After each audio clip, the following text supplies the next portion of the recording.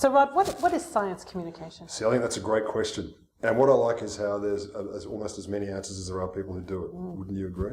Mostly, but we do a couple things here. Yeah, I think the really clear stuff is like the Questacon Science Circus sort of stuff is a really obvious science communication. Versions of science journalism, definitely. But I also like the stuff that, I was talking about this with someone earlier, that we don't necessarily know what all the different things of SciComm are, but we know it when we see it and we know what's not. The thing that I think we miss out when we talk about science communication too is the impact of research that we do on not just public attitudes. People think, oh, okay, science communication, people have public attitudes. That. And you do that, and it's great work. We need that snapshot. Thank you. We need that snapshot, but there's other kinds of research. So thinking about our colleague, Lindy, who, she's just done that research on, which makes us think about Australia differently, about the impact of science in Australia's history, and how early newspapers in the colonies changed, attitudes. So it's that really depth understanding of how science plays in a culture. I agree, and that links into the policy space, and I suppose it touches on teachers, but not a lot. No, I like to think of science education as it's its own thing, and it's also a discipline to be respected.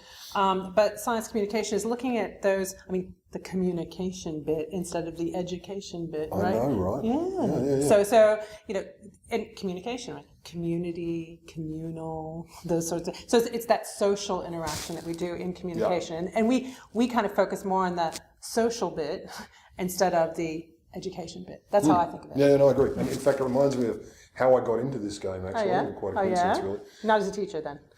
Sorry, not as a teacher. Oh my God, barely as a learner. No, I was really involved in medical anthropology and psychology. And at first it was psych, and I loved psych. I thought psych was very interesting, but then I started to get a bit frustrated with pure psych research, with the idea of it. I went to medical anthropology, comparing cultures based on medical beliefs, wonderful stuff. Then I heard about SciComm, this centre in its infancy, and I thought, this is interesting, because if I look at the communication, or rather the practice of mental health and psychology, and I take a comms angle, it puts me in on the side of it in a way that other people hadn't looked at it. So I found this instant project out of nowhere because I took the comms angle on the side of a science issue as the way it was interacting in the real world. So I suppose to me, SciComm's kind of like that. It's taking these standard or unusual science interactions and you kind of twist them on the side, carve through with communication, and you get this whole new perspective or angle. Yeah, I think that's right. I mean, what amazes me, and I guess that's what got me into the field, was thinking about, science. Every day, scientists around universities and, in all the scientific institutions, they try to persuade each other of the most remarkable things. They do, don't they? Right? Yeah, the fundamental job of science, I think, is scientists persuading each other, and then also persuading people outside their field that what they do is important, the way they did it was correct, the implications should be understood in a very particular way, and it's that persuasive communication that really got me kind of excited about the field. It's the fun stuff. It is the fun stuff. And so, when you think about science communication, I think it starts inside science. So we think that scientists need to be very good communicators. Some of them are, and some of them want to get better.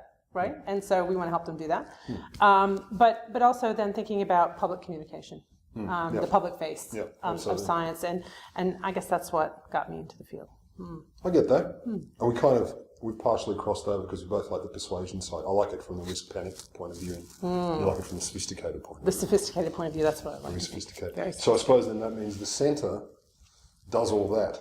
It does all that, our mission and is more. to do all SciComm, really, isn't it? That's right. There's all the things we just spoke about. Yeah. To bring expertise to bear on the history, the policy, the context, the social aspects of science, all of that. And do it with a research substrate. You got it. Cut.